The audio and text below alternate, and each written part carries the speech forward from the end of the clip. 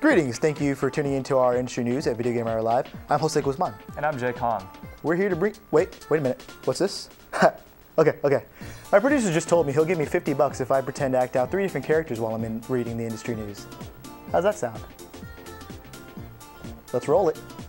Further welcome the new semester, we reapproach the perceived harmful effects of video games. But to accurately illustrate this issue, let's journey back to a year we call 2009, during which a California congressman named Joe Baca attempted to legislate against video games. The introduced legislation required video game distributors to separately label violent video games due to the notion that violent video games allegedly promote violent behavior.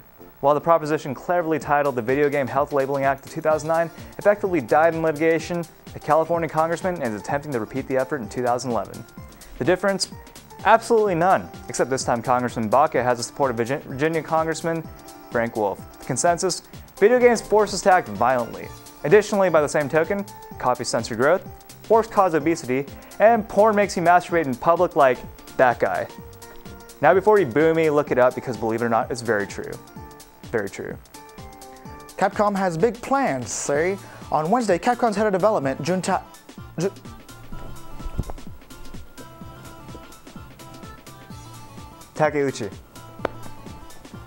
Takeuchi announced that they got 2 completely original games in the works, say.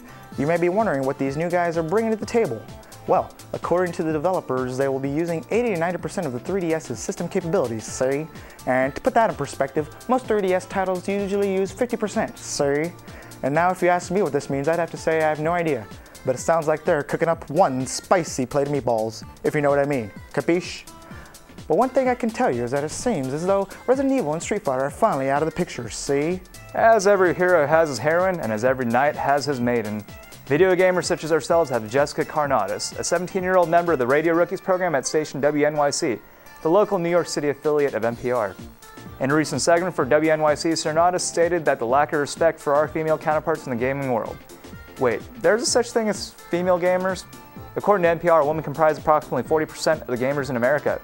Carnatis additionally advocates the translation of the rising female demographic towards the increased representation, as well as the diminished objectification of women in video games. Of course, Video Game Hour Live is never short of assisting this movement for our female counterparts. We have already found video game characters who contradict the alleged objectification of women in video games, such as Dead or Alive Girl, King of Fighters Girl, and pretty much any video game character resembling an anime character, period. Of course, we'll continue to employ appropriate language in encountering a female in our next game of Call of Duty. Sony finally revealed the PSP2 on Thursday. Its codename is NGP, or Next Generation Portable. As far as the release date goes, all we know is that it's going to be out by the end of 2011. The device contains a wide array of new features, such as front and rear cameras, the 6-axis motion system, and a built-in GPS and Wi-Fi, in addition to an all-new interface dubbed Liveria, just to name a few. Also, they've added a touchscreen on top and a touchscreen on the bottom of the device, allowing players to play using the touch, grab, push, and pull method with their fingers. Not to be confused with the touch, grab, pull, and pray method that some of you might be familiar with, you know what I'm saying? However, with all of that, I'm still very skeptical because they've also introduced mobile network connectivity to the device. It only works at 3G speeds.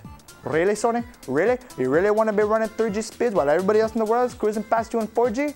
You know what? Get the out. Get out, Sony. I don't give a about you anymore. You cockroach. Don't come back unless you get 5G.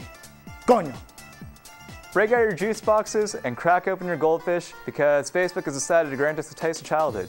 Slated for an early February launch, the classic educational games Oregon Trail and Where in the World is Carmen Sandiego will enter the online world and invoke our memories of adolescence.